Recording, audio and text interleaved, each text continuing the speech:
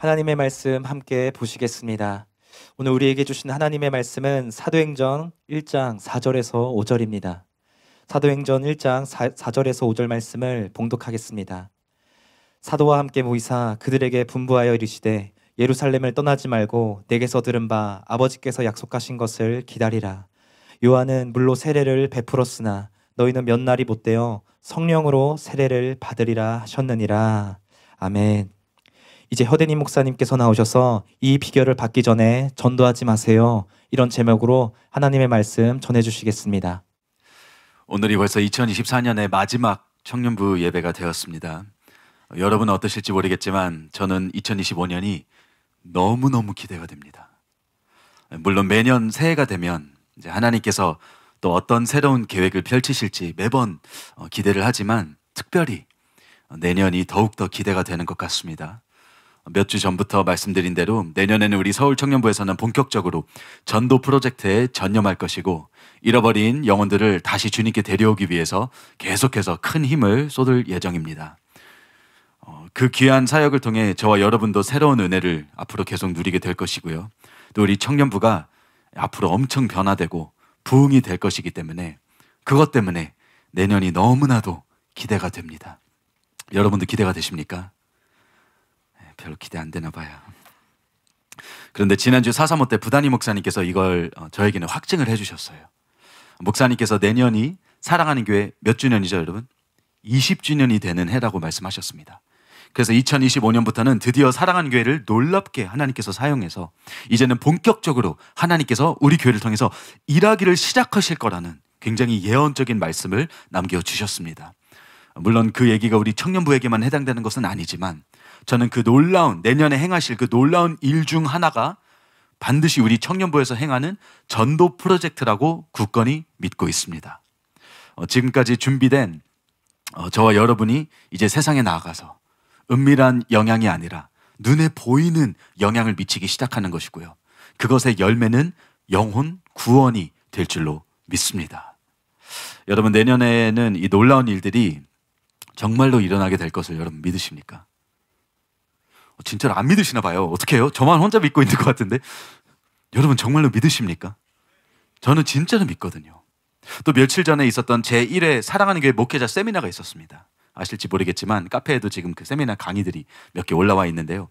그 세미나를 통해서 저는 또다시 또 한 번 확증을 받았어요. 사실 저는 전도에 대해서는 부끄러운 고백이지만 잘 모릅니다. 저는 전도를 막 좋아하는 사람도 아니고 잘하는 사람도 아니에요. 누구는 전도가 이렇게 되게 자연스럽게 나오잖아요. 옆에 있는 사람이 있으면 막 말 걸고 싶고 복음을 나누고 싶고, 저는 안 그래요. 저는 여러분과 많은 분들이 이제 공감할 수 있는 지극히 정상적인 사람입니다. 네. 비행기 타면 매번 하나님께서 이렇게 얘기해라. 옆에 있는 사람과 복음 전해라. 매번 이렇게 주님이 저 너무 피곤해요. 안 할래요. 하나님과 맨날 이 실갱이를 벌이는 그런 사람이에요. 전도의 방법도 잘 모르고요. 은사도 막 그렇게 있는 것 같지도 않고 전도에 대한 특별한 마음이 있는 사람도 아닙니다. 근데 왜 갑자기 전도 프로젝트를 하느냐? 저도 모르겠어요. 저도 너무 신기했어요. 이걸 외치는 제 자신을 보면서 이게 맞나? 내가 지금 뭘 하고 있나? 약간 의문이 들 정도로 저도 참 놀랬습니다. 근데 그만큼 이게 제 생각이 아니라, 제 마음이 아니라 하나님의 마음이 지금 임해서 하나님의 계획이 펼쳐지는 것으로 저는 믿고 있습니다. 여러분도 꼭 그렇게 믿으시기 바랍니다. 이것은 하나님의 계획인 것이고 우리 청년부를 향한 하나님의 뜻인 줄로 믿고 여러분 그렇게 따라가시기를 예수님의 이름으로 축복합니다.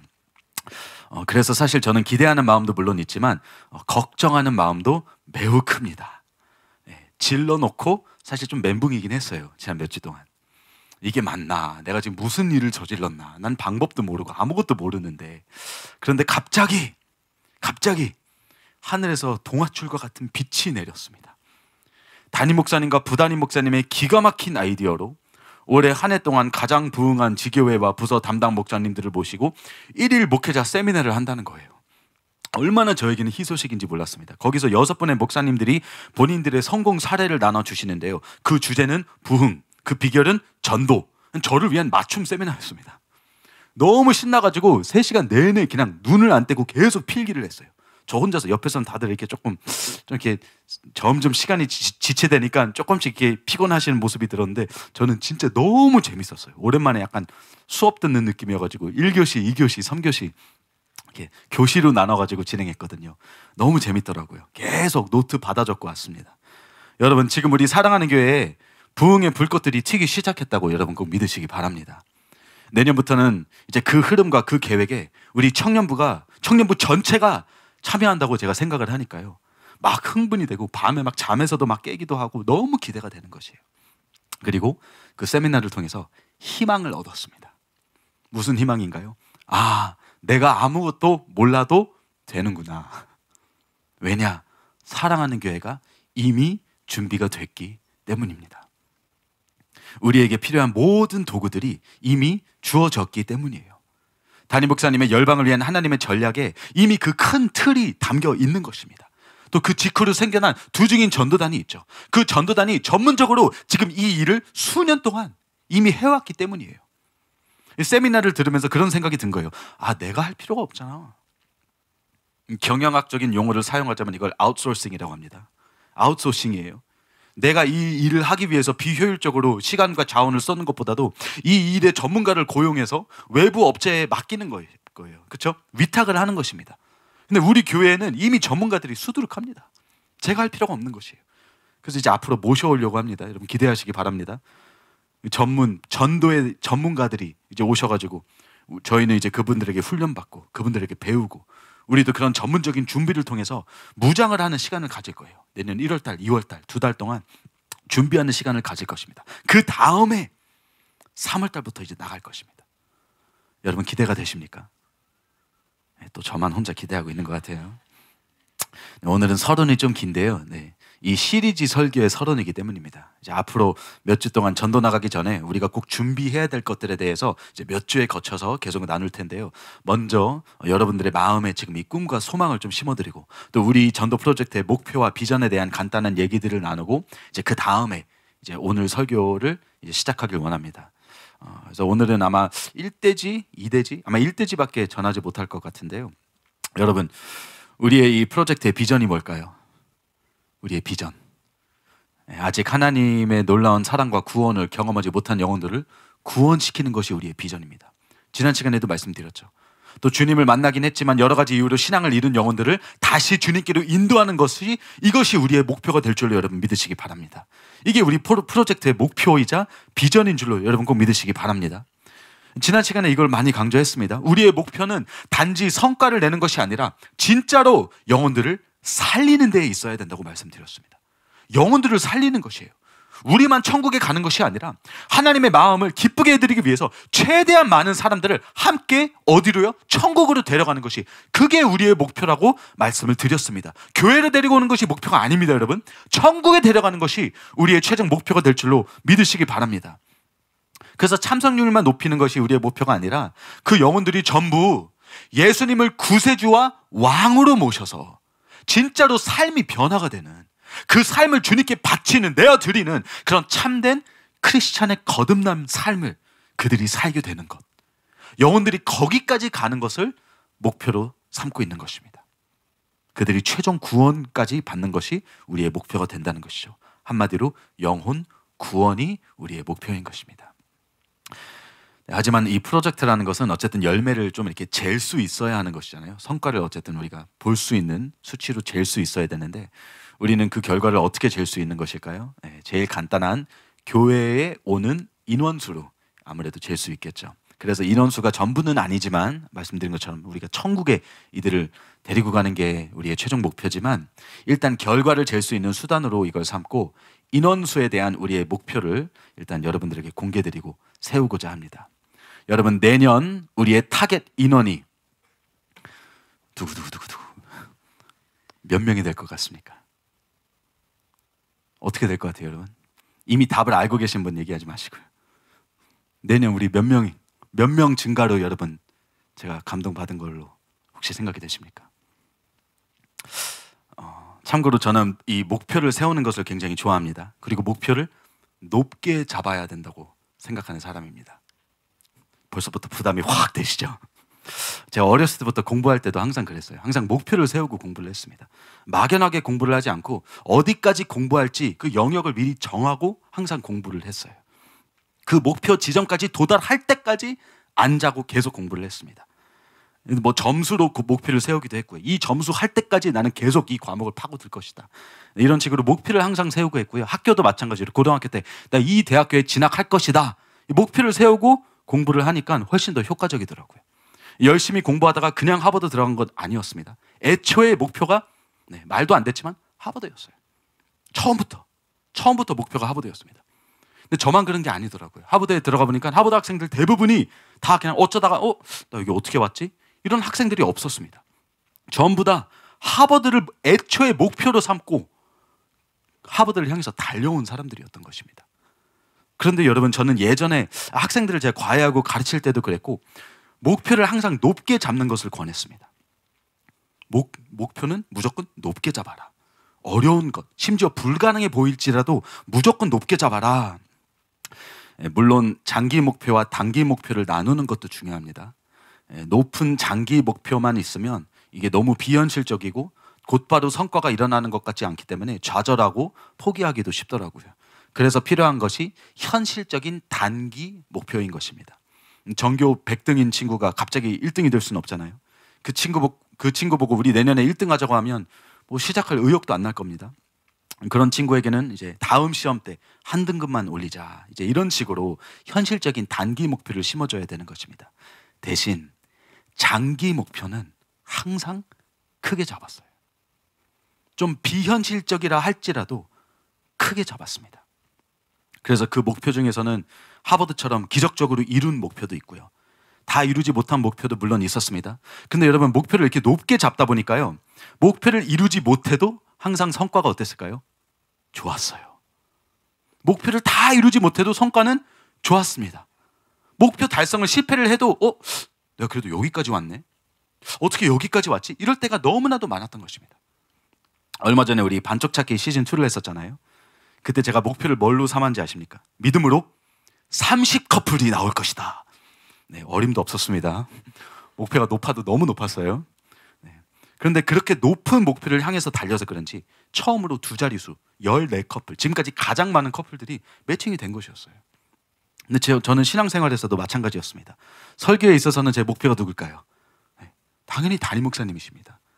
여러분, 솔직히 이거 안 돼요. 솔직히 말씀드리면 이거 불가능합니다. 요새 설교 돌파가 안 돼서 더더욱 지금 제 한계를 계속 절감하고 있습니다. 그래도 제 목표는 뭐예요? 담임 목사님의 수준인 것이에요. 신앙생활은 그것도 담임 목사님의 수준, 부담임 목사님의 수준인 것입니다. 영성과 주님과의 관계도 부담임 목사님이 제 목표인 것이에요. 박세호 목사님의 영성이 제 목표인 것입니다. 안 되는 거 알아요. 여러분, 이거 안 되는 거예요. 제가 된다고 생각해서 이렇게 목표를 전한 거 절대로 아닙니다. 안 되는 걸 압니다. 애초에 이분들하고는 결이 다르다는 것을, 은사가 다르다는 것을 저는 압니다. 매우 비현실적인 걸 압니다. 그래도 그걸 목표로 삼는 것이에요. 그분들을 쫓다 보니까 어느 날 되돌아보니 내가 여기까지 왔네, 이런 말을 할 수 있게 되는 것입니다. 저는 심지어 지금 이분들을 넘어서 심지어 저의 최종 목표는 말도 안 되지만, 이것이야말로 불가능한 것이지만 저는 예수님처럼 되기를 간절히 소망합니다. 이것이 저의 비현실적이지만 성경적인 높고 높은 목표입니다. 사랑하는 여러분, 목표는 반드시 높게 잡으시기 바랍니다. 왜냐하면 그래야 우리의 생각과 계획에 우리가 제한받는 것이 아니라 하나님의 더 높은 계획이 우리의 삶에 임할 기회가 생기기 때문입니다. 우리의 머리로 가능하다고 생각하는, 우리가 그 영역에서만 머물면, 그 영역에서만 현실적인 목표를 우리가 벗어나지 못한다면 그건 우리의 생각을 넘어서지 못하는 너무나도 안타까운 제약이 되기 때문이에요. 우리의 부르심도 마찬가지죠. 여러분, 목표는 높게 삼으시기 바랍니다. 성경은 지금 이렇게 말하고 있어요. 이사야서 55장 8절과 9절입니다. 이는 내 생각이 너희 생각과 다르며 내 길은 너희 길과 다름이니라. 여호와의 말씀이니라. 이는 하늘이 땅보다 높음 같이 내 길은 너희의 길보다 높으며 내 생각은 너희의 생각보다 높으니라. 사랑하는 여러분, 제가 이 말을 지금 굳이 해드리는 이유는, 서론을 길게 이렇게 굳이 풀어드린 이유는 우리의 전도의 목표도 높게 삼을 것이기 때문입니다. 우리 생각과 계획보다 더 높으신 하나님의 생각을 기대하며 높게 잡을 것이기 때문입니다. 그걸 믿음으로 이제 쫓아갈 것이기 때문이에요. 여러분, 그래서 우리 내년 목표가 몇 명일까요? 다시 본론으로 들어와. 어떻게 될 것 같습니까? 저도 기도하면서 내년 목표를 배가로 잡으려고 일단 원고에 적어놨어요. 저희가 지금 400명 정도가 출석하고 있습니다. 조금 넘고 있는데요. 400명이 넘으면 몇 명이죠? 800명이 되는 것입니다. 제가 좀 전에 우리 청년부 출석 기록을 살펴봤는데 800명이 된 적은 없다고 그러더라고요. 최고로 한 게 뭐 500몇 명? 500명을 조금 넘어서 본당에 올라간 적이 있다고 하던데요. 본당은 뭐 이제 곧 올라가게 될 것 같고요. 네. 배가가 되면 800명이 되는 것입니다, 여러분. 여러분, 1년에 배가하는 것 별 감흥이 없네요. 뭐 이거 그냥 당연히 된다고 생각할, 이거 아프리카 효과인 것 같습니다. 아프리카 효과. 아프리카 뭐 툭하면 뭐 1000명이 생기고, 그렇죠? 툭하면 뭐 최고 인원 갱신되고, 작년에 심지어 아프리카 배가 됐잖아요. 그렇죠? 배가가 돼가지고 잔치도 벌이고. 여러분, 아프리카니까 그런 거예요. 이거 다 된다고 생각하지 마시기 바랍니다. 네. 1년에 배가 하는 것, 이거 사실 말도 안 되는 거예요. 참 비현실적인 목표입니다. 그런데 늘 그래왔듯이 목표는 일단 높게 잡자는 태도로 오늘 여러분에게도 우리 청년부가 배가가 되는 것을 목표로 삼으시라고 말하려고 했어요. 원고에도 그걸 다 적어놨습니다. 근데 그 표현을 원고에 쓰면서 무슨 구절이 떠올랐는지 여러분 아십니까? 열왕기하 13장 18절에서 19절. 시간 관계에서 읽어드리진 않고 거기에 엘리사가 이제 이스라엘 왕하고 얘기하고 있는데 전쟁에서 이제 싸우고 있습니다. 그때 이제 예언적인 표시로 화살을 잡고, 이 부문 아시죠 여러분? 화살을 잡고 땅을 치라고 선지자가 얘기합니다. 땅을 탕탕탕 3번 쳐요. 그럼 선지자가 막 화를 내요. 왜 3번밖에 안 쳤냐고. 5번 6번 쳤으면 하나님께서 승리를 줘서 완전히 이길 수 있었는데 3번밖에 안 치니까 그만큼에 해당되는 것밖에 못 누릴 거라고. 딱 그 본문이거든요. 무슨 뜻이에요? 꿈이 너무 작다는 뜻이잖아요. 왜 2배밖에 얘기하지 않느냐? 믿음이 너무 작다는 것, 목표가 너무 작다는 것입니다. 제가 주님께 다시 여쭤봐요. 주님, 이거 맞아요? 주님, 2배가 아니면 뭐예요? 3배? 설마 3배? 아니, 이건 여기는 아프리카도 아니고, 이건 여기는 지금 이 각박한 이 서울 땅에서 3배가, 이건 무슨 말입니까, 주님? 이건 가능하지 않은 것인데요. 이건 진짜 아닌데. 이거는 제가 잠시 생각을 파쇄하고, 이건 내가 잘못 들은 것이다. 다시 배가 쪽으로 이제 계획을 짜고 있었습니다. 배가도 많은데, 배가도 멋있는데, 그렇죠? 배가도 담임 목사님께 딱 배가 했습니다, 목사님. 100% 성장입니다. 이것도 충분한데, 그래서 배가에 대한 전략을 짜기 시작했습니다. 여러분, 배가할 수 있는 방법 지금부터 알려드리겠습니다. 배가하는 것은 사실 현실적으로는 매우 어렵지만 이론적으로는 굉장히 간단합니다. 이거 들어보신 적 아마 분들도 계시겠지만 배가하기 위해서 몇 명 전도해야 되는지 여러분 아십니까? 400명? 아니에요. 배가하기 위해서는 1명만 전도하면 됩니다. 그렇죠? 한 사람당 1명만 전도하면 돼요. 그러면 어떻게 돼요? 배가가 되는 것이에요. 너무나도 간단하지 않습니까? 되게 간단합니다. 우리 모두가 그렇게만 하면 사랑하는 교회, 우리 청년부 배가 되는 것입니다. 800명 찍는 것이에요. 너무 간단하죠? 근데 이제 이 방법론을 이제 정리를 하면서 갑자기 다른 감동이 드는 것이에요. 여러분, 전도에는 크게 2가지 종류가 있다는 것을 아마 들어보셨을 것입니다.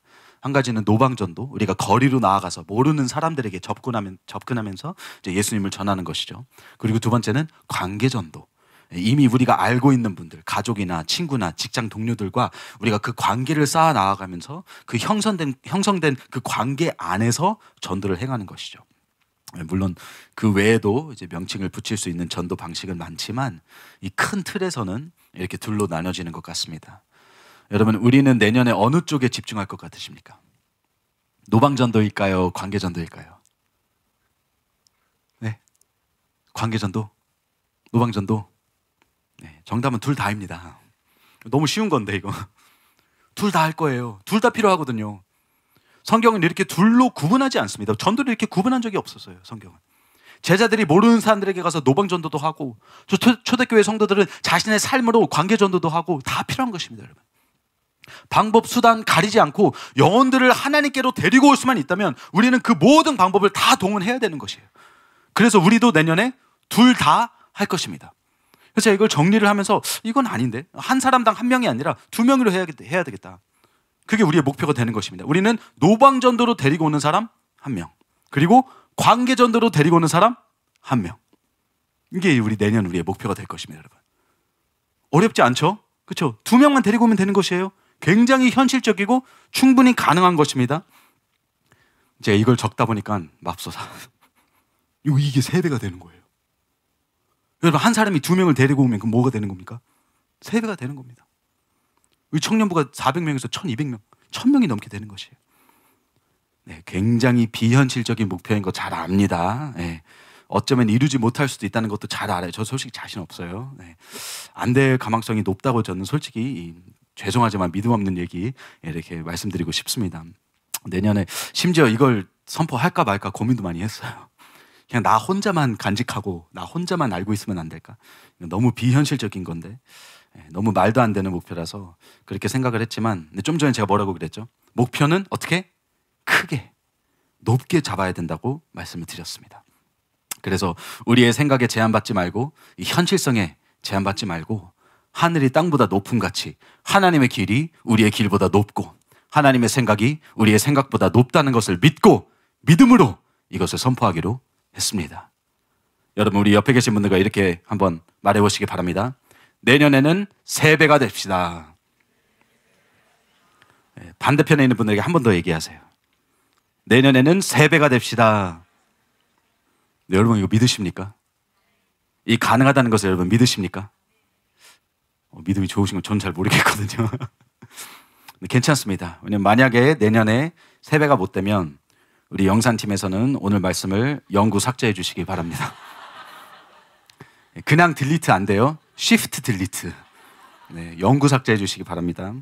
네, 만약에 진짜 3배가 된다면 내 앞에 뭐 나도 자신이 없다, 못할 것 같다, 이거는 빼주시고, 방금 얘기한 3배가 됩시다, 이 부분만 살려서 올려주시기 바랍니다. 네, 서론이 거의 다 끝나갑니다. 네, 서론이 좀 길지만 목표를 바로 잡아야 되기 때문에 또 여러분에게 이게 이제 충분히 동기부여를 해드려야 되기 때문에 좀 길게 풀었습니다. 또 동기부여에는 상품만한 게 또 없죠. 그렇죠? 전도대회처럼 저희도 상품이 이제 나갑니다. 시시하게 뭐 상품권, 커피 뭐 이런 거 안 해요. 통 크게 뭐 아이패드 이런 거. 벌써 여러분 눈빛이 지금 달라지고 있어요. 전도왕에게는 뭐 그 정도 선물이 나가지 않을까. 네, 지금 아직 우리 재정 담당하는 엘더님하고 상의도 안 하고 저 혼자서 네, 지금 이런 얘기를 지금 하고 있습니다. 뭐 몇 등까지 드릴지는 생각 안 해봤지만 뭐 그 정도 지금 생각하고 있어요. 뭐 2등, 3등도 좀 좋은 것들이고, 그리고 이제 그건 개인전이고요. 팀전도 벌어질 것입니다. 팀전은 이제 셀별로 우리가 이제 할 텐데요. 팀전은 이제 어느 셀이 제일 많이 전도했는지 보는 게 아닙니다. 그렇게 보면 전도왕이 있는 셀이 유리하잖아요. 그게 아니라 어느 셀이 목표 달성한 셀원이 제일 많은지 우리가 볼 것입니다. 훨씬 더 공평하거든요. 그렇죠? 목표가 뭐였죠? 노방전도 1명, 관계전도 1명. 네, 이거를 성공시킨 사람이 셀에서 몇 명인지. 이렇게 하면 1명이 캐리를 못합니다. 진짜 모두가 동참해야만 이 팀전에서 이길 수 있는 것이고요. 이 팀전 이기는 셀은 뭐 강릉 바닷가 1박 2일을 단체 여행권으로 보내드린지. 눈빛이 또 달라졌습니다. 네. 여러분, 우리 전도는 왜 하는 것이죠, 여러분? 영혼 사랑해서 하는 것입니다. 그렇죠? 네. 하나님을 위해서. 아이패드 때문에 하는 거 아닙니다. 네. 그런 줄로 믿습니다. 네. 하지만 여러분에게 동기부여가 되라고 좀 미리 말씀드리고 싶었고요. 1월 1일부터 이제 카운트 시작합니다. 다음 주죠, 벌써 1월 1일이. 물론 우리 첫 2달은 훈련에 신경을 쓸 것이고 3월부터 본격적으로 나갈 텐데, 전도에 마음이 불타서 당장 시작하고 싶으신 분들은 1월부터 이제 카운트가 될 것입니다. 더 자세한 것은 이제 나중에 셀방을 통해서 공지해 드릴 텐데요. 아무튼 여러분 기대하시기 바랍니다. 이제 좀 기대가 되시나요? 상품 얘기하니까 좀 이제 기대를 하시는 것 같은데, 여러분 앞으로 하나님께서 행하실 일을 기대하시기 바랍니다. 저는 그게 너무 기대가 되는 거예요. 저와 여러분을 통해서 행하실 하나님의 일들을 여러분 기대하시기 바랍니다. 지난 시간에 다뤘던 하나님의 마음을 우리가 이제 품었잖아요. 그 마음을 품고, 아버지의 마음을 품고, 그 절박한 영혼들을 절실히 살리고자 하는 그 마음을 알고 이제 영혼들을 향한 우리의 노력과 수고에 전념하시는 저와 여러분들이 되시기를 바랍니다. 그런 저와 여러분 한 사람 한 사람이 되시기를 예수님의 이름으로 축복합니다. 여기까지가 시리즈의 서론이고요. 이제는 오늘 말씀의 서론을 시작하겠습니다. 오늘 말씀 이제 시작하는 거예요. 네, 걱정 안 하셔도 돼요. 오늘 아마 1대지밖에 못할 것 같고요. 오늘은 이 비결을 받기 전에는 전도하지 마세요. 이런 제목으로 말씀을 전하려고 합니다. 여러분 이제 막 전도에 막 이제 불이 붙고, 그렇죠? 성품 얘기도 나오고 가슴도 막 뜨거워지고 이제 뭔가를 이제 해보고 싶고, 네, 이제 거리로 나가고 싶은 그런 마음들이 막 생겨나시죠. 이건 언제까지 해야 되지? 네. 그런데 이제 본문에 보시면요, 제자들도 그랬습니다. 처음에는 예수님의 십자가 죽음을 목격하고 이제 완전히 좌절감에 빠졌잖아요. 그럴 수밖에 없었습니다. 메시아로 믿었던 분이 너무 허무하게 돌아가셨으니까요. 그런데 죽은 줄만 알았던 주님이 다시 부활하셔서 그들 앞에 나타나신 것입니다. 여러분 얼마나 놀랍고 감격스러운 순간이었겠습니까? 예수님이 그 상황에서 제자들 보고 가라, 나가라, 전도해라 만약에 말씀하셨으면 제자들은 그냥 바로 뛰어나갔을 것입니다. 그리고 실제로 승천하시기 전에 제자들을 보내시는, 우리가 잘 아는 그 대위임 명령이 이제 나옵니다. 하지만 그 전에, 그 명령이 나오기 전에 오늘 본문 말씀이 먼저 나옵니다. 오늘 본문에서는 예수님께서 제자들 보고 뭐 하라고 하시나요? 나가라고 하십니까? 아니요, 기다리라고 하십니다. 어떻게 보면 이 움직임에 제동을 거시는 것처럼 보일 수도 있어요.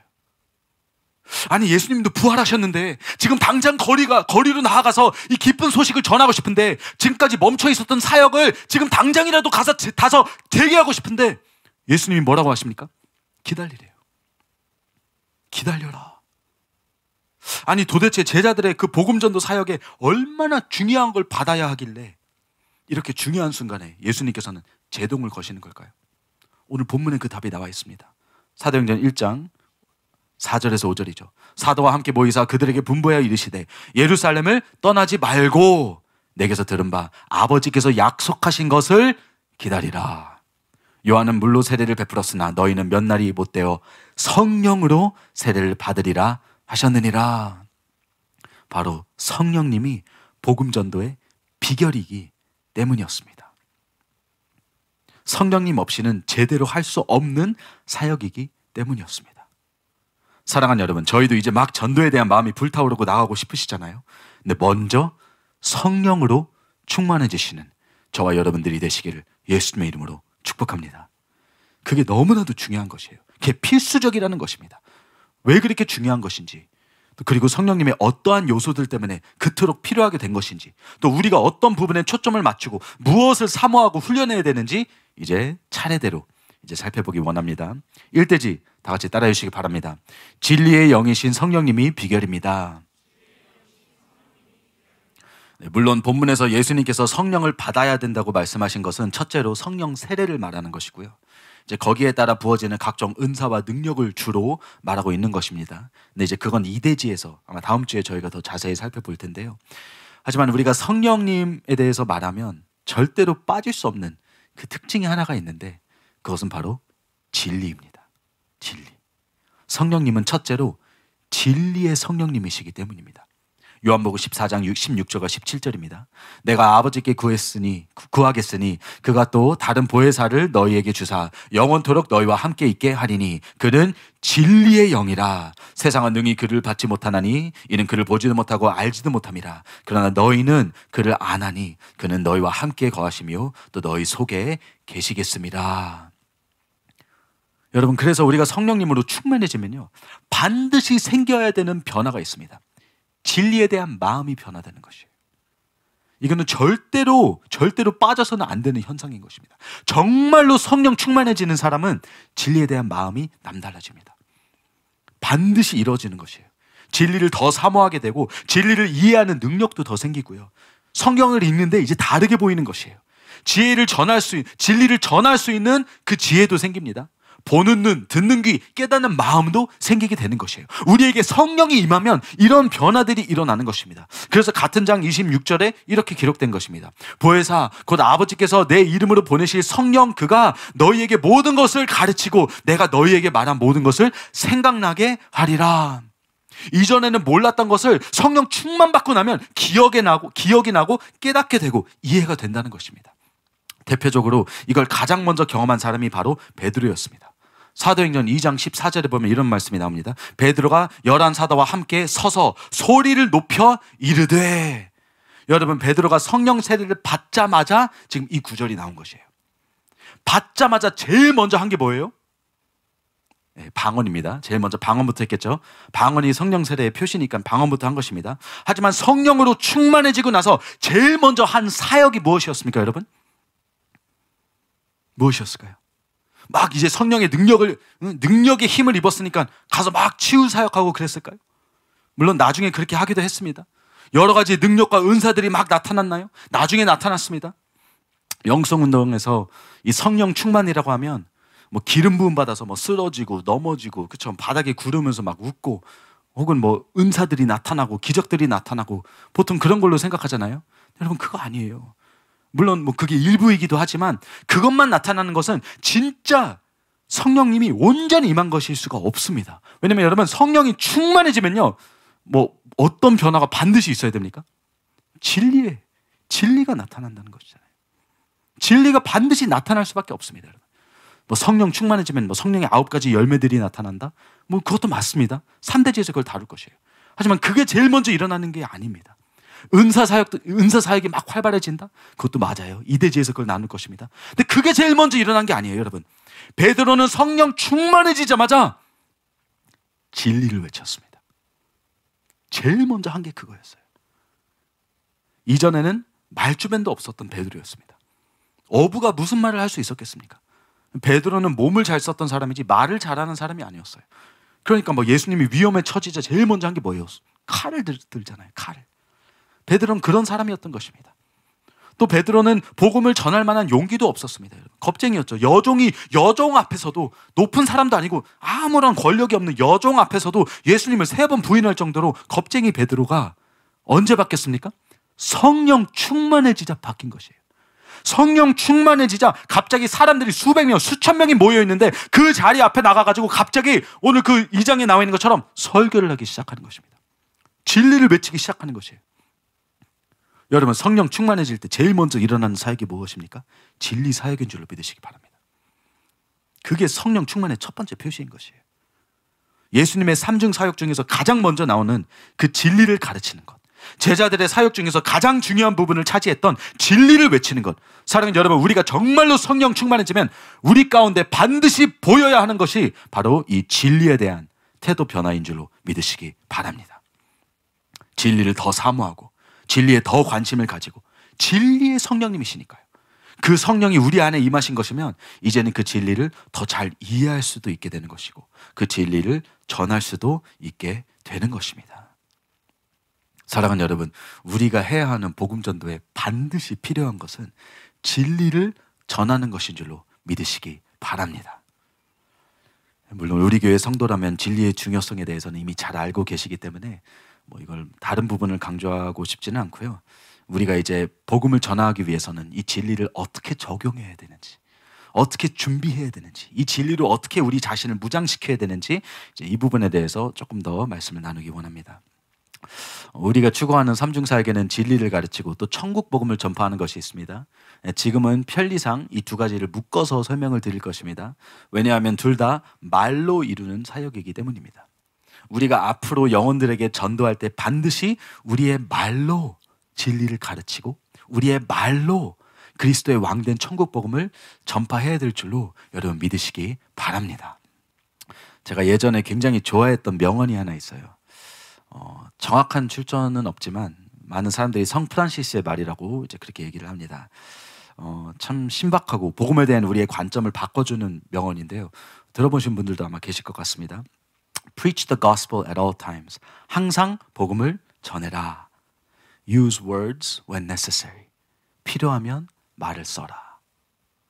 되게 멋있잖아요, 그렇죠? 이게 무슨 뜻이죠? 복음을 전하는 것은 말로만 하는 게 아니라는 뜻이잖아요. 우리는 항상 복음을 전하는 삶을 살아야 된다는 것입니다. 우리가 보통 복음 전도라고 하면 거리에 나가서 저기요 예수님 믿으세요 이렇게 말로 복음을 전하는 거라고 생각하는데 그게 아니라는 것입니다. 그 고정관념을 깨트려주는 그 말이에요. 우리의 삶으로 항상 복음을 전하고 있어야 되는 것이고 필요할 때 그때 말로 복음을 구체화시키는 것일 뿐이라고 그렇게 말하고 있는 것입니다. 참 멋진 말이고 수동적이고 명목상의 신앙을 격파하는 도전적인 말인 것 같습니다. 다음 주나 아마 그 다음 주 말씀 때 이제 삶으로 실천하는 복음에 대해서도 이제 말씀을 나눌 것인데요. 그러나 많은 사람들이 이 말에 은혜 받고 이 말 뒤에 숨어서 복음을 말로 전하고 있지 않는 것 같습니다. 저부터 그랬거든요. 이것 봐, 복음적인 삶을 살면 됐지.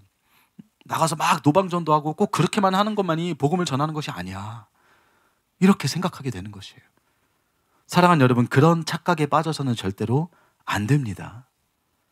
이 명언에서도 삶으로 복음을 전하고 필요할 때, 즉 전도할 때는 말로도 복음을 전하라고 분명히 말하고 있잖아요. 여러분, 복음은 결국 말로 구체화할 수밖에 없기 때문입니다. 여러분 믿으십니까? 복음이 결국 뭐예요? 원어로 유앙겔리온, 굿뉴스예요. 굿뉴스, 좋은 소식. 말입니다. 말에서 시작되는 것이 복음인 것이에요. 물론 담임 목사님의 저서 능력으로 관통되는 복음에 이런 내용도 있습니다. 기억하신 분들도 계시겠지만 인도네시아 선교사였던 게리 웨스턴에게 어느 날 성령님이 찾아오셔가지고 복음이 정말로 뭔지 다시 이렇게 정의해 주셨어요. 복음은 단지 어떤 것에 대하여 말하는 것이 아니다. 복음은 곧 하나님의 능력이다. 맞습니다, 여러분. 근데 잘 보십시오. 복음은 말이 아니다라고 말하지 않았어요. 복음은 단지 말만이 아니다. 그렇게 나와 있잖아요. 그래서 복음이 능력인 것이잖아요. 결국 그 능력이 근데 뭘 듣고 뭘 알므로써 나타나는 것일까요? 복음이라는 말. 복음이라는 그 내용, 이 성경 말씀에 담겨있는 그 능력이라는 것이잖아요. 로마서 10장 17절에 이렇게 나와 있습니다. 그러므로 믿음은 들음에서 나며 들음은 그리스도의 말씀으로 말미암았느니라. 결국 뭐가 필요합니까, 여러분? 말씀이 필요하다는 것이잖아요. 말이 필요한 것입니다, 여러분. 진리의 말씀이 반드시 있어야 된다는 것입니다. 여러분, 우리가 전도할 때도요, 아무리 우리가 사랑으로 섬기고 아무리 사람의 마음이 감동이 되고 예언이 정확히 맞고 아무리 치유가 일어나고 그래도 여러분, 참된 복음 진리가 말로 그 사람의 머리 가운데 인식이 되게끔 전달이 되지 않으면 아무 소용이 없는 것입니다. 진리가 그 안에 들어가서 거기에 그 들은 말에 반응하고 회개하고 예수님을 임금과 구주로 영접하지 않으면 결단코 복음 전도가 이루어질 수 없다는 것이에요. 아무리 우리가 영혼을 섬기고 사랑하고 수고를 해도 다른 걸 다 잘해도 여러분, 복음 진리가 들어가지 않으면 다 소용이 없다는 것입니다. 복음 전도는 결국 뭐다? 말인 것이에요. 복음을 말로 전하는 것을 말하는 것입니다. 사랑하는 여러분, 복음을 말로 전해야 될 줄로 믿으시기 바랍니다. 그런데 이 뜻은 우리 모두가 이제 말할 준비가 되어 있어야 된다는 것입니다. 제가 뉴욕에서 사역할 때 이제 거기 청년들이 이제 잘 성장해 나가고 있었어요. 말씀도 듣고 변화도 되고 있었는데 이제 거기서도 이제 두증인 전도단을 만들고 청년들을 또 이제 나가서 복음을 전할 수 있게끔 이제 훈련을 시키기 시작했습니다. 그런데 제가 처음에 깜짝 놀랐어요. 제가 생각한 것보다도 지금 이 친구들이 말을 너무 못하는 것이에요. 복음을 전할 줄 모르는 것입니다. 본인의 신앙에 대해 말로 설명하는 것이 너무 서툰 것이에요. 근데 여러분, 지금 이들의 신앙이 뭐 가짜고 뭐 그래서가 아니었거든요. 제가 잘 아는 청년들이었습니다. 교회도 오래 다니고 정말로 성실하고 기도도 열심히 하고 말씀도 잘 듣고 삶에 그런 변화도 있고, 그런데 이걸 한 번도 자기 말로 정리해 본 적이 없었던 것입니다. 이걸 말로 구체화시킨 적이 없었던 것이에요. 설교는 많이 들었지만 그걸 다 인정하고 받아들였지만 그걸 본인이 스스로 정리해서 남에게 가르친 적이 없었던 것입니다. 그래서 자기가 왜 예수님을 믿는지, 자기가 경험한 신앙, 본인이 믿는, 그리고 복음, 그 복음 진리, 심지어 가장 기본적인 예수님이 행하신 그 일, 그걸 매끄럽게 전하지를 못하는 것입니다. 사랑하는 여러분, 나는 복음을 알고 나는 그걸 믿는다 할지라도 내가 그걸 남에게 정리해서 전달할 수 없다면 여러분, 나는 결단코 영혼을 살릴 수 없는 것입니다. 내가 다른 방법으로 뭐 주님의 나라를 위해서 수고하고 헌신할 수는 있지만 내가 결국 복음 전도에 직접적인 영향을 줄 수는 없는 것이에요. 결국 나로 인해 예수님을 믿게 되는 사람은 있을 수 없다는 것입니다. 여러분, 이게 얼마나 큰 비극입니까? 방금 한 얘기는 조금 정정하겠습니다. 물론 내 도움을 받을 수는 있죠. 그렇죠? 영향을 받을 수는 있죠.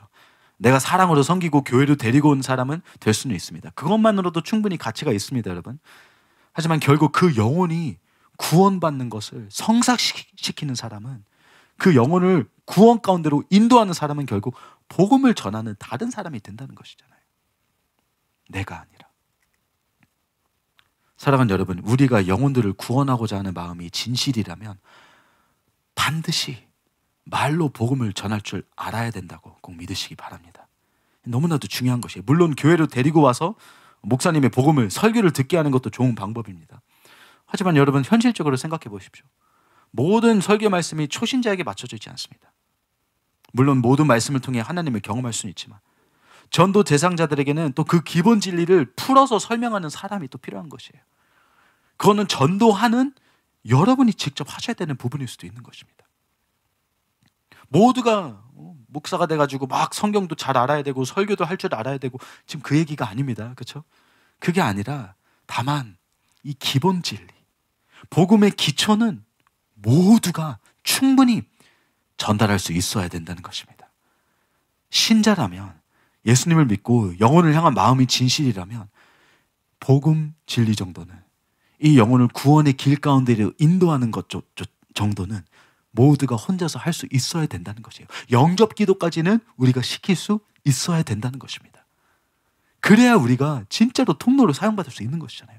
어디서나 언제든지 하나님께서 필요할 때마다 우리를 보내서 영혼들을 구원시킬 수 있는 것이 그때서야 될 수 있지 않겠습니까? 사랑하는 여러분, 우리 모두가 이 구원의 기본 세팅을 할 수 있어야 된다는 것입니다. 그리고 이건 물론 말 주변에 있는 사람에게 더 유리하겠지만 그렇지 않다 하더라도 큰 상관이 없어요, 여러분. 말이 너무나도 중요하지만 내가 말을 못한다고 해도 상관이 없습니다. 왜냐하면 언변의 능력이 없어도 이 말의 사역을 누가 돕습니까? 진리의 영이신 성령님이 돕습니다. 누가복음 12장 11절과 12절입니다. 사람이 너희를 회당이나 위정자나 권세 있는 자 앞에 끌고 가거든 어떻게 무엇으로 대답하며 무엇으로 말할까 염려하지 말라. 마땅히 할 말을 성령이 곧 그때에 너희에게 가르치시리라 하시니라. 여러분, 말주변도 없고 공부머리도 없고 내가 복음을 제대로 전할 수 있을까? 있습니다. 어떻게요? 성령 충만해지면 가능한 것입니다. 그래서 예수님께서도 제자를 보고 기다리라고 하신 것이에요. 이 너무나도 중요한 성령 충만이기 때문입니다. 여러분, 어부보다 더 교육열진 사람은 많지 않을 것입니다. 그런데 베드로와 요한은 둘 다 어부 출신이에요. 어부 출신. 그런데 그 둘이 언제부터 그렇게 말을 유창하게 잘했을까요? 성령 받고 나서 그렇게 된 것입니다. 몸만 쓸 줄 알았던 베드로는 사도행전 2장에서 성령 세례를 받자마자 거리로 나아가서 좀 전에 말씀드린 것처럼 사람들 앞에서 외쳐서 명설교를 그때 날렸습니다. 여러분, 그때 그 유창한 설교를 듣고 나서 3,000명이 은혜 받고 찔려서 회심하고 회개하고 예수님을 믿게 된 것이에요. 성경 기록상 3,000이지만 사실 그때는 남자만 기록하는 풍습이 있었기 때문에 아마 9,000, 10,000명이 될 수도 있었습니다. 10,000명이나 되는 사람들이 그때 베드로의 그 외침, 그 유창한 설교를 통해서 그 말주변 없는 어부 베드로의 사역을 통해서 하나님께로 돌아오게 된 것이에요, 여러분. 나는 말 못하는데, 나는 내가 어떻게 복음 전도로 쓰임받을 수 있지? 여러분, 이렇게 생각하지 마시기 바랍니다. 그렇게 생각할 필요가 전혀 없는 것이에요. 여러분보다 더 못한 사람도 하나님이 쓰실 수 있습니다. 여러분 안에게 누가 임하기만 하면요, 성령님이 임하시기만 하면 가능해지는 것입니다. 성령님이 여러분 가운데 임하시기만 하면 여러분을 통해서 그 누구보다도 강력한 은혜의 말씀, 진리의 말씀이 선포되고 영혼들이 구원받을 수 있는 것입니다. 여러분, 이것을 믿으시기 바랍니다. 더 나아가서 사도행전 4장에 보시면요, 베드로와 요한이 이제 설교를 하면서 사람들을 너무 많이 모으니까 사두개인들과 제사장들이 이제 떨기 시작하는 거예요. 그래서 그들을 체포합니다. 그런데 체포한 자들 앞에 이제 베드로가 다시 한번 또 굳건히 서서 또 한 번 말을 유창하게 하는 것이에요. 설교 같은 것을 또 그 서기관, 그 사두개인들과 그 제사장들 앞에서 또 자기 자신을 변호합니다. 그걸 듣고 그 공회는 깜짝 놀랍니다. 사도행전 4장 13절입니다. 그들이 베드로와 요한이 담대하게 말함을 보고 그들을 본래 학문 없는 범인으로 알았다가 이상히 여기며 또 전에 예수와 함께 있던 줄도 알고. 참 재밌는 구절이지 않습니까, 여러분? 분명히 학문 없는 자들인데 어떻게 말을 이렇게 잘하지? 지금 이걸 얘기하고 있는 것입니다. 놀란 것이에요. 지금 이 어부들이라고 생각했던 것입니다. 교육도 못 받고 교육도 못 받는, 인정도 못 받은 예수라는 사람을 따라다니는 지금 그 어부들이라고 생각하고 이 사람들을 체포해가지고 혼내려고 하는데 도리어 본인들이 말문이 막히게 된 것이에요. 베드로가 너무 유치한 게 말을 잘하니까 이 설교에 흠이 없고 또 거기에는 또 그들의 치유가 진짜일 것을 보고 나서 결국 그들을 풀어줄 수밖에 없게 된 것입니다. 무식한 줄만 알았던 어부들이 어떻게 이렇게 된 것일까요, 여러분? 비결이 무엇인가요? 8절에 나와 있습니다. 사도행전 4장 8절. 베드로가 그들에게 어떻게 얘기하는지 잘 보십시오. 이에 베드로가 성령이 충만하여 이르되 백성의 관리들과 장로들아, 이렇게 말하기 시작하는 것이에요. 공회 앞에서 그냥 말하기 시작한 게 아니었습니다. 성령에 충만하여 이르되. 사랑하는 여러분, 성령 충만이 비결인 것입니다. 그러니까요, 여러분, 자신의 언변인 부족하다고 복음을 전하지 못한다고 생각하지 마시고, 그런 분들은 오히려 더욱더 성령 충만을 사모하시고 구하시기 바랍니다. 우리가 성령 충만해지면 우리도 복음을 강력하게 전할 수 있게 될 줄로 믿으시기 바랍니다. 시와 때에 필요한 모든 말씀들을 하나님께서, 성령님께서 우리 안에 새겨주시고 알려주신다고 성경 지금 그걸 분명히 말하고 있는 것이에요. 이미 도전받고 막 신나가지고 지금 전도하러 나가고 싶은 분들도 계시겠지만, 반면에 우리 전도 프로젝트 시작한다고 하니까 걱정하시는 분들도 분명히 계실 것 같습니다. 나는 숙기도 없고 말도 잘 못하고 이런 거 못하는데, 하기 싫은데, 할 수 없는데 이거 어떻게 하지? 네, 할 수 있습니다, 여러분. 여러분도 할 수 있습니다. 언제요? 어떻게 해요? 성령 충만해지면요. 성령님이 충만하게 여러분에게 임하시면 여러분도 이 사역을 하실 수 있는 것이에요. 여러분이 전도하실 때는 숫기 없는 내가 전도하는 것이 아니라 내 안에 계시는 진리의 영이신 성령님께서 대신 전도하신다고 여러분 그렇게 믿으시고 그렇게 생각하시면 되는 것입니다. 그분이 내게 필요한 용기와 능력과 지혜를 주실 줄로 믿고, 말주변 없는 업으로 수천 명, 수만 명을 회심시킨 그 하나님을 믿고 나도 성령 충만해지면 하나님께서 나도 사용하실 수 있다는 것을 믿고 여러분도 이제 적극적으로 복음 전도의 자리에 나아가시기 바랍니다. 그런 저와 여러분들이 되시기를 예수님의 이름으로 축복합니다. 그런데 마지막으로 성령님이 우리에게 이 할 말들을 알려준다고 지금 성경이 말하고 있잖아요. 그런데 이제 그 말들을 어떻게 알려주는 것일까요? 이것도 한번 보기 원합니다. 성령님이 갑자기 나는 아무것도 모르는데 우리 몸에 이렇게 빙의하셔가지고, 그렇죠? 나는 모르는 단계 눈 감고 가만히 서 있으면 대신 내 입을 빌려서 막 선포하고 예언하고 그럴 수 있으면 얼마나 좋을까요? 그렇게 하지 않으십니다. 어떻게 행하십니까? 요한복음 14장 26절입니다. 보혜사 곧 아버지께서 내 이름으로 보내실 성령 그가 너희에게 모든 것을 가르치고 내가 너희에게 말한 모든 것을 생각나게 하리라. 예수님의 말들을 생각나게 하신다고 말하고 있습니다. 원어로 여기서는 기억나게 할 거다. 기억나게 한다는 것은 여러분 우선 그걸 먼저 배웠다는 것을 암시하고 있지 않습니까? 처음 듣는 게 아니라는 것이에요. 이미 예수님의 말을 한번 들었다는 것입니다. 근데 그때는 다 알지는 못했지만 성령님은 그걸 우리에게 가르치시고 그때 잊어버린 것들을 다시 기억나게 하시고 그 시와 때에 맞게 필요한 말씀들을 생각나게 해서 우리는 그걸 그때서야 말할 수 있게 된다는 것입니다. 여러분, 베드로가 갑자기 성령 충만해져서 말씀을 전하는데 막 난생 처음 듣는 말이 막 나온 게 아니었던 것입니다. 그게 아니라 이미 예수님께 다 배운 것들이 그걸 이제서야 성령의 도움으로 드디어 온전히 이해하고 그걸 힘있게 전할 수 있게 된 것이었어요. 그렇다면 여러분, 이게 무슨 뜻일까요? 우리도 준비할 게 있다는 것입니다. 비록 우리가 성령님을 의지하는 것은 맞지만, 성령 충만을 제일 중요시 여기면서 제일 먼저 구해야 되는 것도 맞지만, 우리에게 충만하게 임하실 성령님이 온전히 역사하시려면, 성령님이 행하실 일이 우리 안에 온전히 이루어지려면 우리도 우리 안에 진리로 준비해야 된다는 것입니다. 예수님의 말씀이 떠오를 수 있게끔, 하나님의 그 진리의 말씀들이 우리 안에서 떠오를 수 있게끔 우리도 우리 자신을 채우고 무장시켜야 된다는 것입니다. 담임 목사님께서도 그런 말씀을 하신 적이 있습니다. 예나 지금이나 목사님은 늘 설교 말씀을 받아서 설교하시잖아요. 그렇죠? 사람이 만들어낸 그럴싸한 그런 말이 아니라 하나님께로부터 말씀을 받고 해석을 받으셔서 늘 말씀을 전하십니다. 그런데 그 계시가 임하는 차원이 달라진 계기가 있었다고 목사님께서 말씀하신 적이 있었어요. 그 첫 번째 계기가 다이아몬드와 같은 진리를 쓰실 때, 그 책을 쓰실 때 그 전에는 학자들의 글을 많이 읽지 않으셨기 때문에 성령님께서 진리를 알려주시려고 해도 그 수준으로밖에 알려주지 못하셨다고 하십니다. 그런데 이제 목사님께서 다이아 쓰실 때 이 학자들의 글을 엄청 읽으셨잖아요. 엄청 공부하시고 수준이 달라지신 것입니다. 차원이 더 높아지신 것입니다.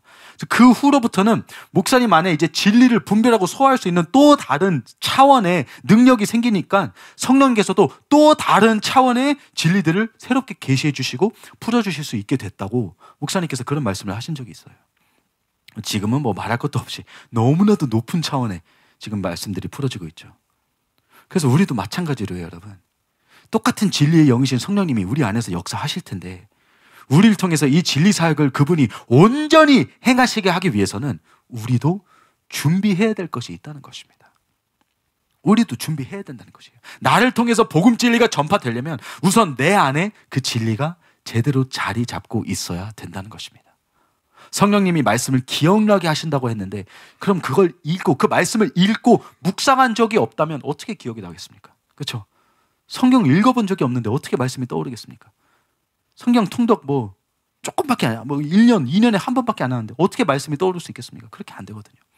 계속 읽어야 되는 것이에요, 여러분.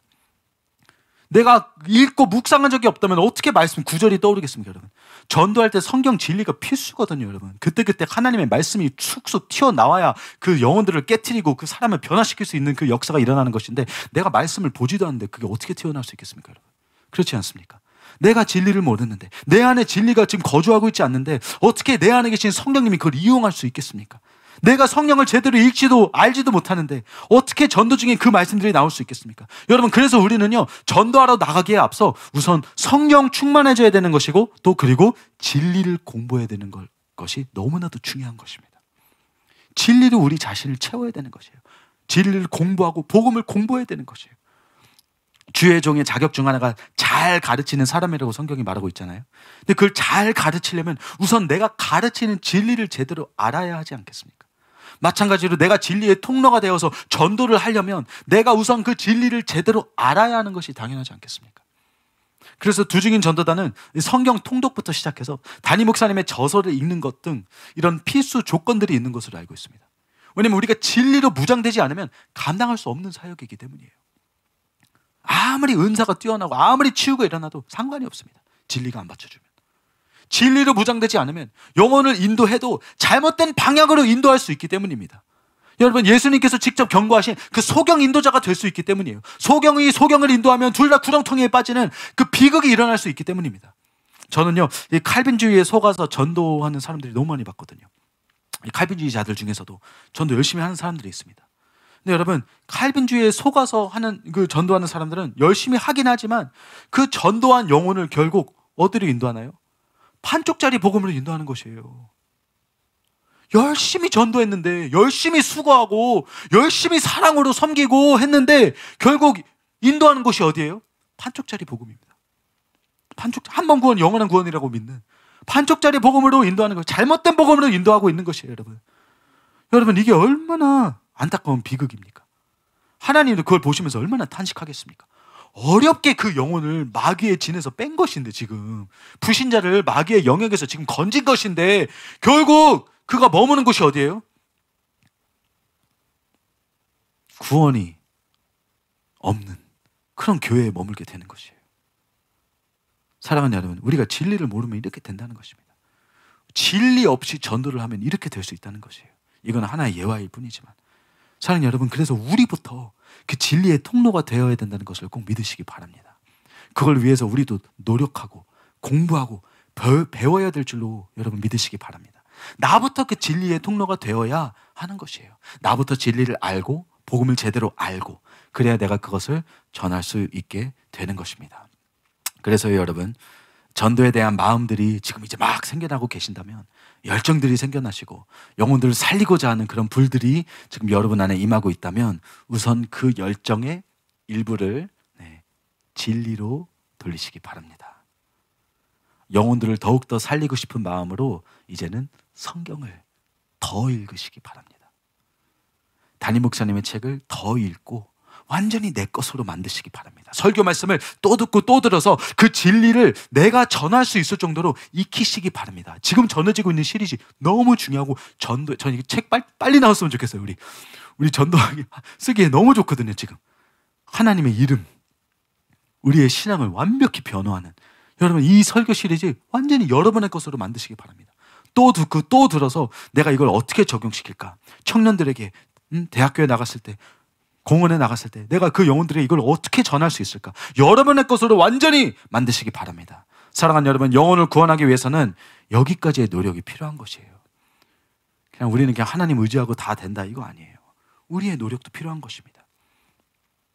물론 열정만으로도 사랑만으로도 그 영혼을 섬기고 교회로 데리고 올 수는 있어요. 하지만 좀 전에 말씀드린 것처럼 제대로 전도하기 위해서는 그들을 구원, 교회 가운데로가 아니라 구원 가운데로 인도하기 위해서는 반드시 내가 진리의 통로가 되어야 될 줄로 여러분 꼭 믿으시기 바랍니다. 그래서 앞으로 여러분들께서 이 진리로 무장될 수 있도록 여러 가지 훈련들을 이제 시행할 것입니다. 성경 통독부터 시작해서 실제로 복음을 전하는 모의 연습 같은 것도 할 것이고요. 이 말로 하는 게 너무 중요하기 때문에 뉴욕에서도 우리 그때 그 청년들을 모아서 결국 연습시켰어요. 말을 너무 못하는 거예요. 그래서 연습을 시켰습니다. 본인들의 간증을 하게끔. 되게 재밌는 훈련도 많이 했어요. 좀 똑똑한 분들 불러가지고 역할을 줬습니다. 여기는 불신자, 여기는 잘 받아들이는, 여기는 쉬고 넘어가는 사람이죠. 성경 뭘 얘기해도 잘 받아들이는 사람.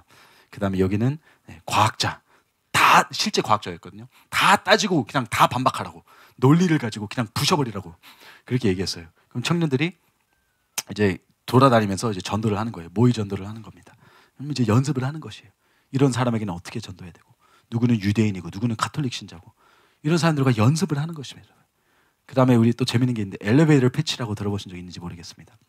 엘리베이터 피치라는 것은 이 피치라는 것은 이제 사업 구상, 사업 아이디어를 이제 제시하는 건데요.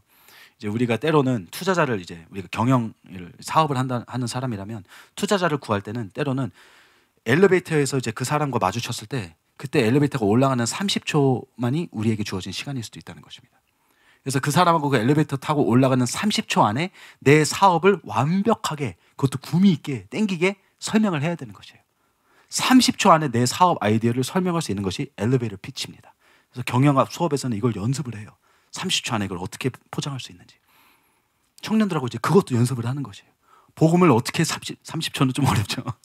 복음 진리를 30초 안에 요약할 수 있는지 모르겠지만 2분 안에, 3분 안에 복음의 핵심을 어떻게 요약해서 설명할 수 있는지. 처음에는 이게 필요할까 생각을 했는데 뉴욕 청년들하고 이걸 하고 거리로 나가니까 실제로 필요하더라고요. 누구에게 이렇게 지금 시간이 있냐고 좀 얘기하고 싶다고 물어보니까 다음 버스 올 때까지 시간이 있다고. 뭐예요? 2분 남은 거예요. 2분 동안은 말을 듣겠다는 것입니다. 나에게 주어진 시간이 2분. 그 2분 안에 복음을 전해야 되는 것이에요. 청년들하고 타이머 딱 재가지고 자 2분 있습니다. 복음 시작. 이런 훈련도 하고 했어요. 재미있는 것도 이제 많이 할 겁니다. 여러분 기대하시기 바랍니다. 이러한 우리의 노력이 필요하다는 것이에요. 말을 전할 수 있는 노력, 진리를 알기 위해서 더욱 많은 공부와 노력이 반드시 필요하다는 것입니다. 사랑하는 여러분, 영혼들을 사랑하는 만큼 이제는 진리에 더욱더 집중하시는 저와 여러분들이 되시기를 바랍니다. 진리를 이해하고 습득하고 내 것으로 만들고 그리고 전달하는 정도까지 우리가 공부하고 연습하고 온전한 통로가 될 수 있도록 준비하시는 저와 여러분들이 되시기를 예수님의 이름으로 축복합니다. 여러분, 복음 전도에 제일 먼저 필요한 우리의 무기가 뭐죠? 진리인 줄로 믿으시기 바랍니다. 그래서 이제는 진리로 무장되시는 우리 사랑하는 교회 청년분들이 되시기를 예수님의 이름으로 축복합니다. 네, 이제 말씀을 맺겠습니다. 아직 1대지밖에 안 해서 여기서 말씀을 끝내는 게 좀 어색하긴 합니다. 2대지에는 이제 하나님의 능력에 대해서 얘기할 것이고요. 능력과 진리, 성령과 진리가 이제 같이 나가면 이제 어마어마해지는 거예요. 이제 파괴력 있는 이제 선교가 이제 복음 전도가 되는 것입니다. 그래서 여러분 앞으로 이제 우리 나눌 내용들도 계속 기대하시고요.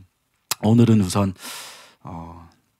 오늘 들으신 말씀을 기억하면서 비록 짧은 내용이었지만 주님이 앞으로 행하실 일들을 좀 기대하면서 이렇게 우리가 기도하는 시간을 좀 가지면 좋겠습니다. 오늘이 올해 마지막 청년부 예배잖아요. 그래서 이제 연말인데 예배 마치고 뭐 무슨 뭐 액티비티를 할까? 뭐 예전에 뭐 한 해를 돌아보면서 뭐 감사한 일들을 뭐 적고 뭐 그런 것도 했다고 하더라고요. 그래서 그런 거 좀 특별하게 할까? 뭐 내년 새해 다짐을 적게 할까? 뭐 이런 생각도 해보다가 그런 감동이 들더라고요. 네. 오늘은 또 여러분 기도하시면서 또 나중에 또 교제 마치시고 집에 돌아가시면서 이 두 가지 한번 생각해 보시면 좋을 것 같습니다. 오늘이 마지막 예배인데 올해 한 해 동안 하나님께서 우리에게 얼마나 많은 은혜를 부어주셨는지, 기도회를 통해서 우리 각자의 그 삶을 통해서 하나님께서 우리에게 얼마나 강력하게 임하셨고 우리에게 너무나도 큰 구원의 선물을 주셨고 그 구원받은 하나님의 백성답게 살 수 있는 진짜로 많은 은혜와 변화들과 그런 많은 것들을 우리에게 주신 하나님께 감사드리는 그런 시간을 좀 가지셨으면 좋겠고요. 이제는 그 감사함으로 내년을 바라볼 때는 나만 그 은혜를 받고 나만 구원받고 나만 그 하나님의 그 귀한 자리에 머무는 것이 아니라 이제는 다른 사람도 거기에 초대하길 원하는 마음으로 내년에는 내가 누구를 전도할까?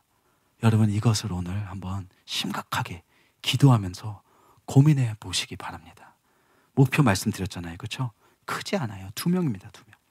한 명은 복음 노방전도기 때문에 내년에 여러분이 만나시게 될 분이지만 한 명은 여러분이 이미 알고 계시는 분.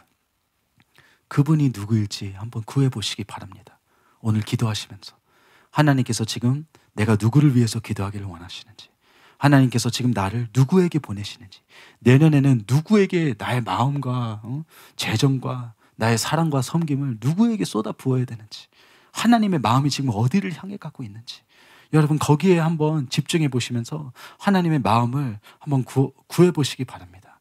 여러분 내년에는 꼭 내가 구원 가운데로 인도할 영혼이 누군지, 영혼들이 누구일지 그걸 구해 보시고요. 그게 내 가족이 될 수도 있잖아요. 내 친구가 될 수도 있고 내 동료 아니면 우리 교회 나오다가 한동안 안 나오는 장기 결석자가 될 수도 있습니다. 여러분 내년에는 내가 지금 높은 목표로 삼아서 반드시 구원의 길 가운데로 반드시 다시 인도할 영혼이 누구인지 여러분 오늘 그것을 두고 한번 기도해 보시기 바랍니다.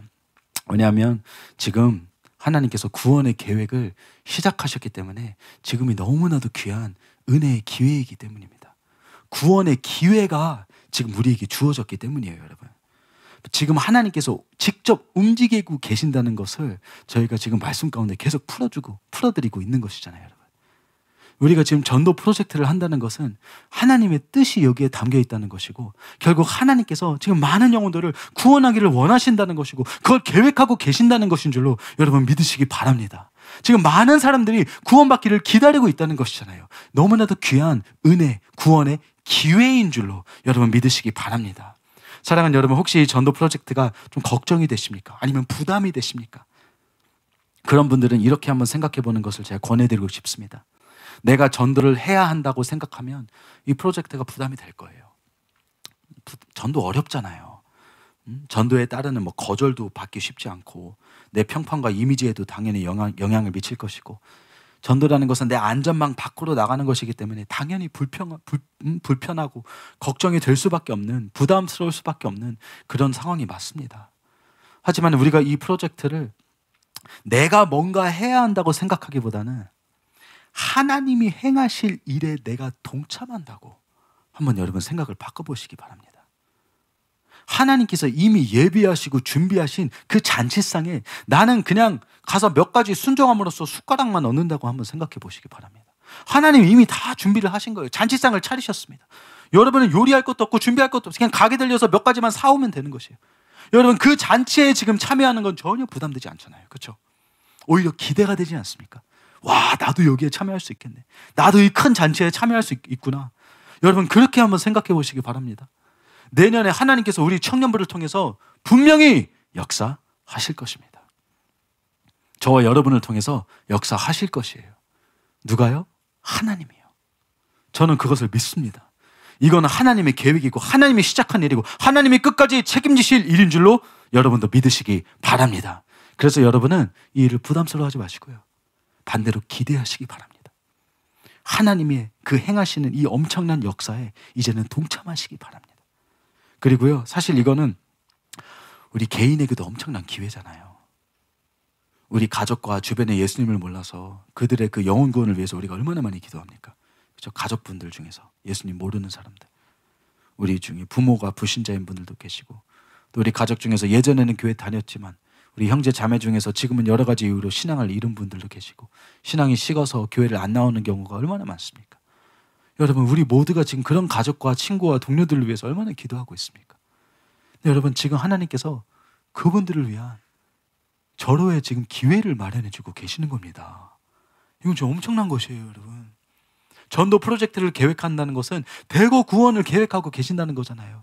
그러면 여러분, 우리의 사랑하는 사람들도 이번에 이 흐름을 탈 수 있다는 것이 되는 것입니다, 여러분. 그래서 제가 여러분들께 다시 한번 강조하고 싶은데, 기대하시기 바랍니다. 진짜로 기대하시기 바랍니다. 이건 기회거든요. 내가 그동안 기도했던 영혼들을 이 구원의 계획 가운데로 끌어들일 수 있는 기회로 여기시기 바랍니다. 그래서 여러분, 우리와 함께 역사하실 하나님을 기대하시고, 우리에게 주어진 이 중요하고 이 엄청나게 엄중한 이 사명을 여러분 인식하시고 하나님의 이 계획에 적극적으로 뛰어드시는 저와 여러분 모두가 되시기를 예수님의 이름으로 축복합니다. 네, 우리 이 시간 들으신 말씀을 기억하면서 우리 다 같이 기도하기를 원합니다. 여러분, 주님을 기대하는 마음으로 우리 이 시간 기도하기 원합니다.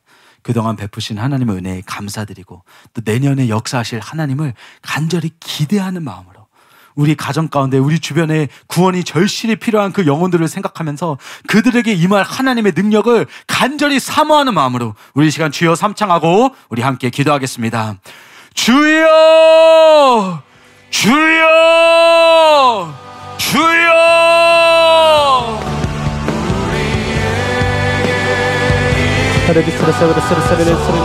하나님, 하나님의 일을 기대합니다. 하나님의 일을 기대합니다. 하나님, 이 일을 통해서 하나님이 우리 삶에 개입하십니다. 하나님, 이 전도 프로젝트를 통해서 하나님, 다른 영혼들뿐만 아니라 무엇보다 우리의 삶을 바꾸십니다. 우리의 삶에 하나님이 개입하십니다. 하나님이 우리의 생각을, 하나님이 우리의 입술을 주장하실 것입니다. 하나님, 우리가 이 프로젝트를 위해서 우리 자신을 하나님께 온전히 내어드리기를 원합니다. 하나님께 온전히 내어드리기를 원합니다. 성령님께서 우리의 입술을 자유롭게 사용하실 수 있도록 성령께서 우리의 손길과 우리의 발길을, 우리의 발걸음을 자유롭게 주장하시고 사용하실 수 있도록 하나님, 우리의 모든 생각과 우리의 모든 삶을, 우리의 모든 주장들을 내려놓고 하나님 앞에 모두 내어드리기를 원합니다. 하나님, 우리의 입술을 사용하여 주시옵소서.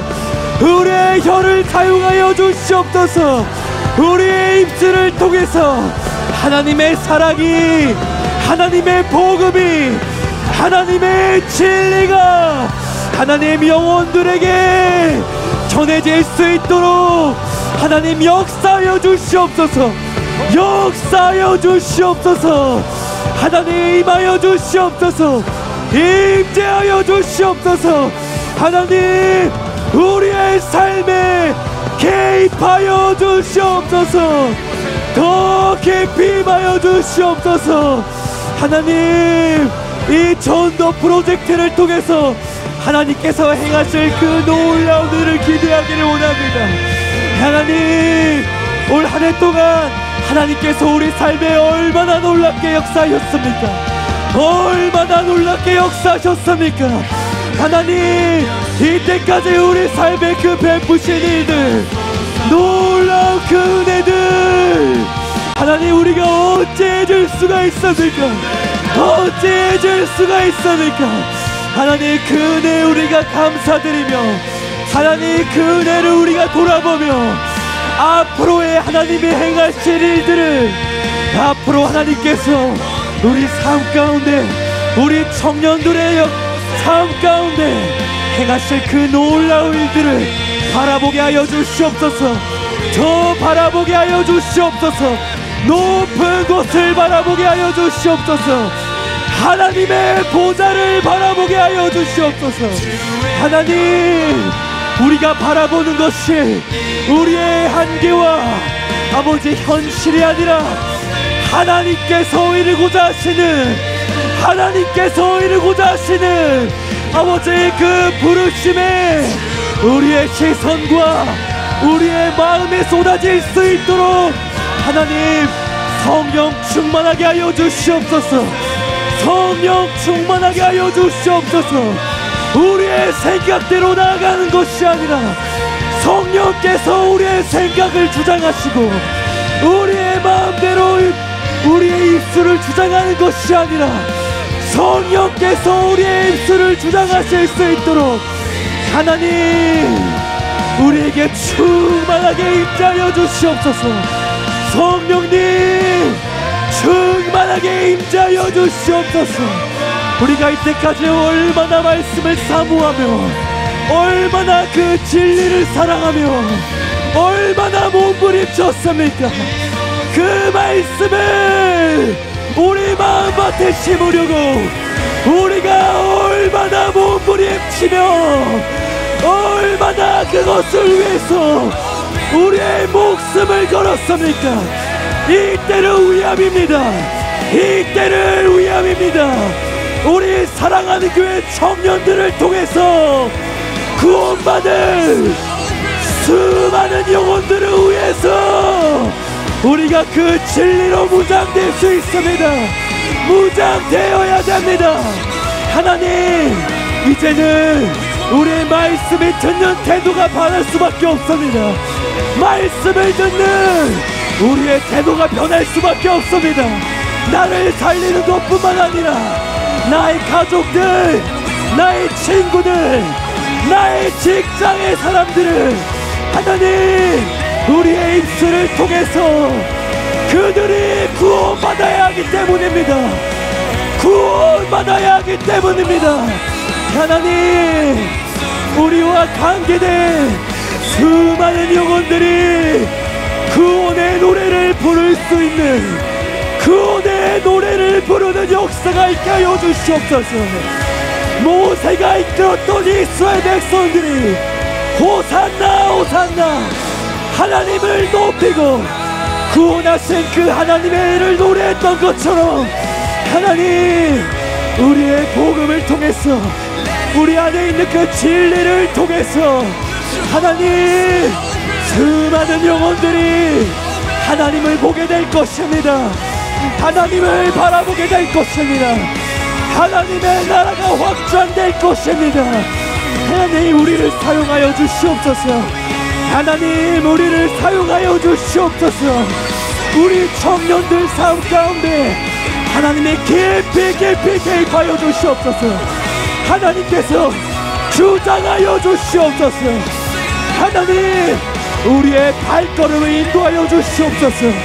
우리의 발걸음을 인도하여 주시옵소서. 하나님이 우리와 함께 하십니다. 하나님이 우리와 함께 하십니다. 다음 데에 나아갈 수 있게 하나님 우리를 주장하여 주시옵소서. 함께하여 주시옵소서. 우리 안에 있는 그 진리가 우리 안에 있는 그 복음이 하나님 성령님의 도우심으로 말미암아 그 영혼들에게 다음 데에 선포될 수 있도록 우리 사랑하는 교회 청년들이 모두가 하나님의 설교자가 되게 하여 주시옵소서. 복음 전도자가 되게 하여 주시옵소서. 선교사가 되게 하여 주시옵소서. 하나님 가정에 우리 청년들을 보냅니다. 우리 사랑하는 교회 청년들을 보냅니다. 믿지 않는 가정에 복음에 필요한 그 가정에 우리 청년들을 보냅니다. 우리 청년들을 파송할 것입니다. 하나님이 애타게 원하시는 하나님이 애타게 원하시는 그 영혼 구원을 위해서 그 영혼들이 구원받기 위해서 하나님 우리 청년들을 파송하여 주시옵소서. 성령으로 충만하게 하여 주시옵소서. 성령에 완전히 사로잡히게 하여 주시옵소서. 하나님 구원이 필요한 나의 가족들 나의 형제들, 나의 남매들, 하나님의 생명이 필요합니다.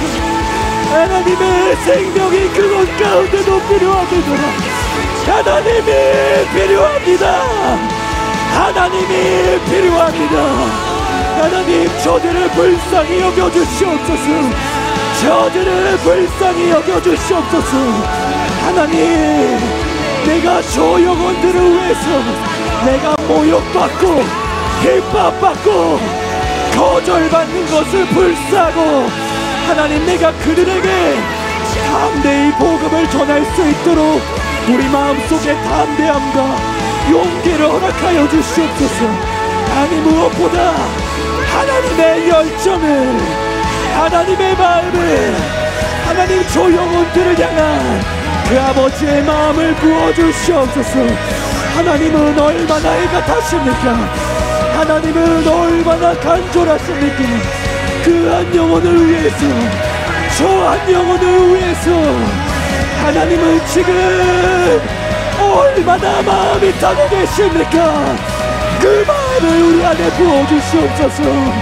그 마음을 가지고 하나님 전도할 수 있도록 우리의 마음밭을, 아버지, 우리의 마음을 하나님의 마음으로, 하나님의 열심으로, 하나님의 열정으로 이 시간 변화되게 하여 주시옵소서. 변화되게 하여 주시옵소서. 하나님, 전도에 대해 우리 마음이 얼마나 냉랭했습니까? 하나님, 복음에 대해서, 복음 전도에 대해서 우리 마음이 얼마나 식어져 있었습니까? 다시 우리 마음이 불타오르기를 원합니다. 다시 우리 마음이 불타기를 원합니다.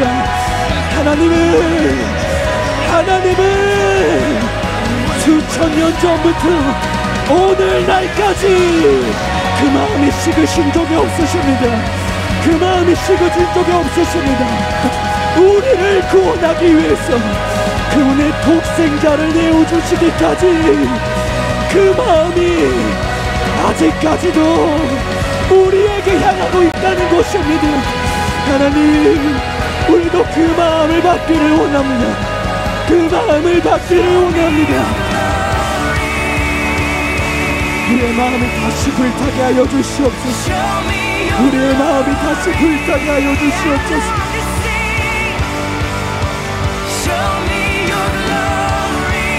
하나님은 얼마나 애가 타시고, 하나님은 얼마나 절박하시고, 그 한 영혼 한 영혼을 위해서 하나님 지금도 누구를 보낼까? 그 영혼들에게 도대체 누가 갈 수 있는가? 나의 자녀들을 위해서 누가 가줄 것인가?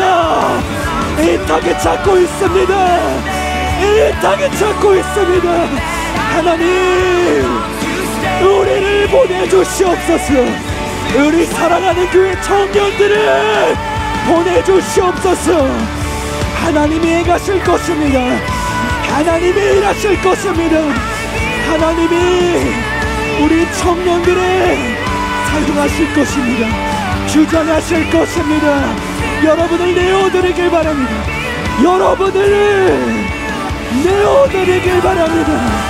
하나님이 우리를 온전히 사용하실 수 있도록, 하나님이 우리를 마음껏 사용하실 수 있도록 하나님, 우리가 납작히 엎드리길 원합니다. 하나님, 납작히 엎드리길 원합니다. 하나님, 나 같은 자라도 쓰시길 원하신다면은, 나 같은 자라도 쓰시기를 원하신다면 하나님, 능력을 부어주시옵소서. 능력을 부어주시옵소서. 하나님의 일을, 하나님의 행하신 일을 우리의 손에서, 우리의 입술을 통해서 하나님이 나타나게 하여 주시옵소서. 우리로서는 할 수 없습니다. 나로서는 할 수 없습니다. 그러나 하나님이시면은 아버지, 100명, 200명, 아니 아버지 1000명도 전도할 수 있습니다. 아버지 높은 곳을 바라보게 하여 주시옵소서. 높은 곳을 바라보게 하여 주시옵소서. 하나님, 내 수많은 영혼들이 모여들 것입니다. 준비되게 하여 주시옵소서. 준비되게 하여 주시옵소서. 우리 청년 한 사람 한 사람이 하나님의 근사로, 하나님의 근사로 세워질 수 있도록 하나님 우리를 훈련시키시고 양육하시고 가르치시는 그 하나님의 은혜가 우리 청년들 삶 속에서 끊임없이 하나님을 바라보며 하나님 그 진리를 배우며 성령께서 앞으로 행하실 그 놀라운 일들 가운데 우리 청년들이 통로가 될 수 있도록 하나님 역사하여 주시옵소서. 역사하여 주시옵소서. 하나님, 너무나도 기대됩니다. 우리가 너무나도 기대됩니다. 우리 삶 가운데 또 하나님이 얼마나 놀랍게 행할 것인가, 우리 마음을 얼마나 놀랍게 만들 것인가, 또 하나님이 우리에게 얼마나 능력을 부어주실 것인가. 하나님, 그 영혼을 위해서 우리가 구원해야 돼. 우리가 전도해야 돼. 그 영혼을 위해서 하나님은 지금 너무나도 기대하고 계십니다. 너무나도 기대하고 계십니다. 여러분 한 사람 한 사람에게 거는 그 하나님의 기대와 하나님의 희망이신 여러분이 하나님이 그 여러분과 함께 하실 것입니다. 우리와 함께 하실 것입니다. 하나님, 나는 홀로 있지 않습니다. 나는 홀로 있지 않습니다. 하나님이 우리와 함께 하십니다. 하나님이 우리와 함께 하십니다. 그 하나님만을 따라가기를 원합니다. 그 하나님을 따라가기를 원합니다. 앞서가시는 여호와여, 우리를 앞서가시는 여호와여, 하나님, 우리가 그 하나님을 따라갈 수 있도록 하나님, 우리의 마음을 깊이 만져주시옵소서. 깊이 만져주시옵소서. 이 전도 프로젝트를 통해서 변화되는 것은 다름 아니라 우리 자신입니다. 우리 자신입니다. 이 전도 프로젝트를 통해서 하나님이 기대하시는 것은 우리가 먼저 변화되는 것입니다. 우리가 먼저 바뀌는 것입니다. 우리가 진리로, 우리가 그 하나님의 진리로 완전히 새롭게 되는 그 일입니다. 그 일이 시작됩니다. 아니, 시작되었습니다. 이미 하나님은 시작하셨습니다. 하나님은 이미 여러분의 삶 가운데 깊이 개입하셨습니다. 이제 우리의 삶의 주인은 하나님이심을 믿습니다. 하나님이심을 믿습니다. 순종하게 하여 주시옵소서. 순종하게 하여 주시옵소서.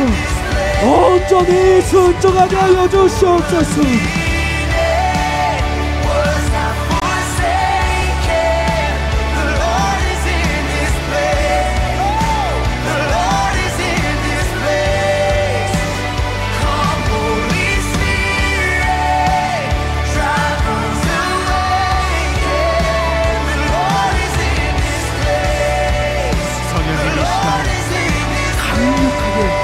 임하여 주시옵소서.